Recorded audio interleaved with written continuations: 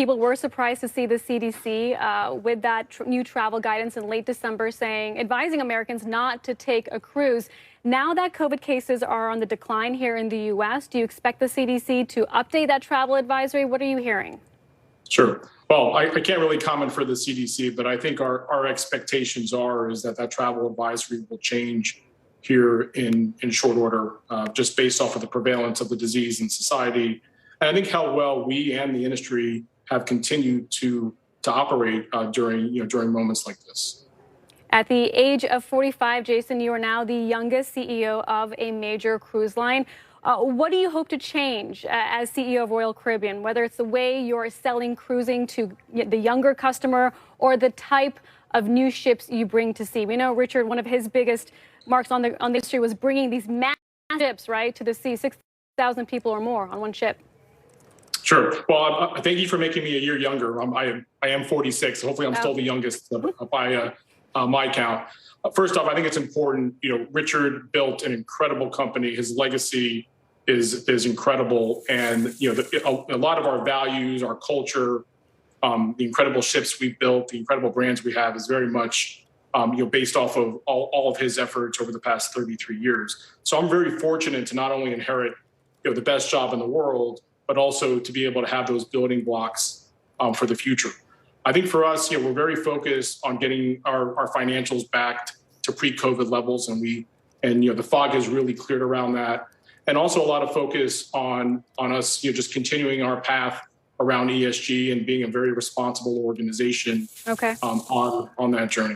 The U.S. Coast Guard is investigating a Royal Caribbean cruise ship that scrubbed a SpaceX launch. What is the latest there in that investigation, Jason? Yeah. Well, the latest that I know is that there's an investigation going on by the Coast Guard, which is not something I can really comment on. But we certainly try our best to operate in compliance with everything we do. So let's wait until we see how that investigation goes, and then we can kind of conclude on anything that we need to change going forward. Got it. Maybe your ships are just getting too big, but we'll wait for the latest on that investigation. Jason, thanks for joining us. Your first interview as CEO. We appreciate it. Jason Liberty. All right. Thank you, Seema. CEO of Royal Caribbean. Seema, Mr. Liberty, thank you very much. We appreciate it. 90 minutes left in the trading day and the week. Let's get you caught up on the market, shall we? Stocks, bonds, commodities. Let's start with the markets of stocks. Stocks trading near their best levels of the day after a volatile morning. Major averages on track for solid gains despite the big tech sell-off yesterday. Yields jumping after that stronger than expected report. The 10-year yield getting above 1.9%. It was 1.92. There it is, 1.927, almost 1.923. Highest level now since January of 2020. You can see the spike in that chart right at 8:30 Eastern time. You know what happened then. That was when the jobs report came out, stronger than expected.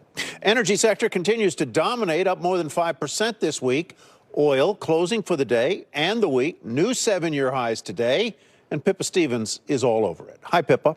Hey, Tyler, a big week for oil with WTI topping $90. This is the 7th straight week of gains, and oil is now up more than 20% for the year. So a quick recap of how we got here. Demand has rebounded while supply has remained tight. Inventory is depleted and there's dwindling spare capacity. And then add in geopolitical tensions and prices will respond. OPEC and its allies said this week they're going to continue boosting output, but they can't necessarily ramp up enough. And so that begs the question of whether U.S. shale will pick up the slack. U.S. oil is up 2.1% at $92.22. Brent crude up 2.33% at $93.24. Now, higher oil is pushing up gas prices, and the national average for a gallon hit the highest level since September of 2014 today, but just barely. It currently stands at 3.423, just above the November high of 3.422. President Biden saying this morning that his administration is working to bring down prices, but about $14 above where they were in November when we had that SPR release. Kelly? Yeah, already the highest price at the pump since 2014 and marching upwards. Pippa, thanks. Apartment REITs report and they all beat, but the stocks are mixed. What's causing the disconnect? We will break it down next.